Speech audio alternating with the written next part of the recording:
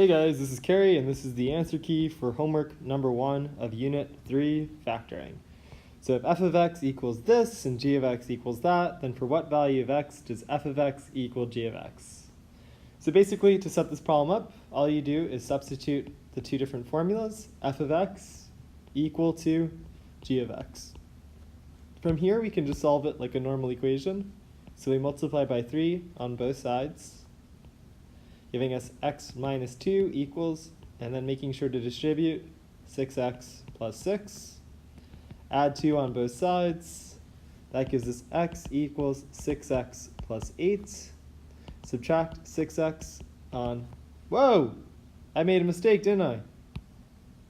I hope you guys caught it.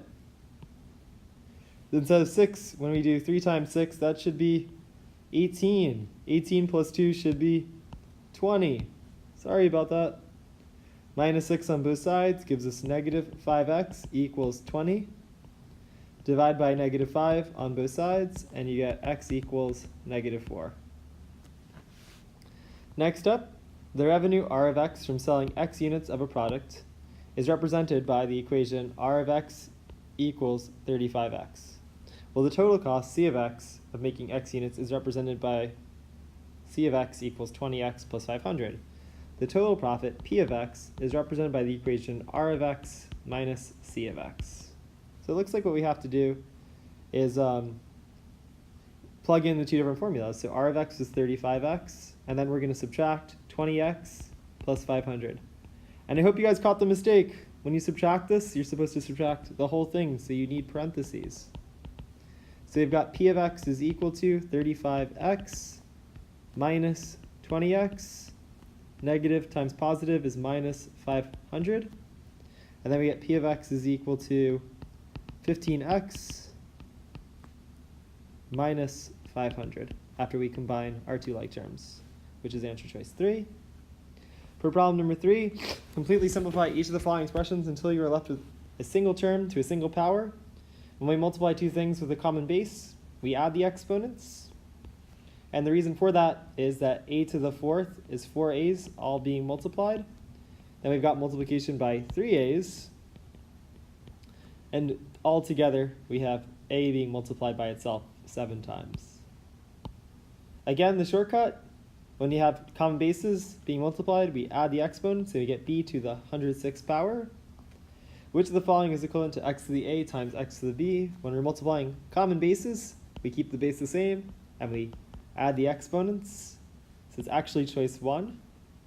For problem number 5, I'm going to leave it. Oh, no, wait, no, this one has a trick. Okay, so maybe we should do this one. A manufacturing company has developed a cost model, C of x equals this, where x is the number of items sold in thousands. The sales price can be modeled by S of x equals this. Maybe I should box all of these things. Therefore, revenue is modeled by R of x equals x times S of x. The company's profit, P of x, equals R of x minus C of x, could be modeled by. All right, a lot to decode here. It looks like we're trying to find P of x. So P of x is equal to R of x minus C of x. Now, C of x we're given, so we can just write that in. So that's going to be this first equation right here. 0.15x cubed plus 0.01x squared plus 2x, wow, big equation, plus 120. Now R of x is a little more complicated. R of x we're not given, but they do tell us that there's this formula to find R of x. So we can do x times S of x, and S of x is right here, so 30 minus 0.01x. So P of x is equal to this. Now to simplify this, we have to distribute a couple of things. We get x times each of those. So we get P of x is equal to 30x minus 0.01. And there's a little x in here, so x times x is x squared. Minus 0.15x cubed plus 0.01x squared plus 2x plus... Oh man, I hope you guys caught the mistake here. I must be off my element to make all these mistakes. So this minus sign is being distributed, right? So we get minus 0.15x cubed minus 0.01 x squared minus 2x minus 120. All right, and now all we have to do is combine like terms. So we have just one x cubed term. We've got two different x squared terms, and they're both negative, so we get negative 0.02 x squared. Then we've got 30x minus 2x is 28x minus 120. And so that is answer choice 2. Wow, a lot of stuff to worry about in that problem. Definitely pretty complicated. All right, so problem number 6, given that f of x is that and g of x is that, express the following expression as a polynomial in standard form. So what standard form means is that we're going to go from highest power all the way down to the constant term, where it's just a number. We might have some coefficients, but the order of the exponents will tell us the order we're supposed to go. All right, so all we have to do is plug in everything here. And it looks pretty crazy, but I think we'll be okay. So you've got f of x times g of x minus f of x plus g of x. All right, so in this first group, we need to distribute. So you get 2x squared times x is 2x cubed minus 2x squared plus x squared minus x minus 3x plus 3.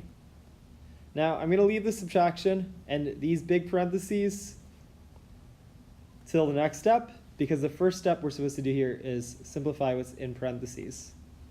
So when we're adding these, it means that we can just combine like terms without worrying about the sign. So we have 2x squared, then we have x plus x, that's 2x. Then we have negative 3 plus negative 1, that's negative 4. And that's all still in parentheses here because we have a subtraction sign. I'll highlight it in green. We have a subtraction sign that we have to apply to all of those terms. So let's do that. We get 2x cubed plus, minus x squared minus 4x plus 3.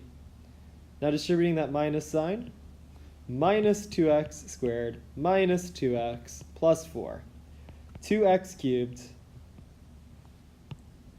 minus 3x squared minus 6x plus 7.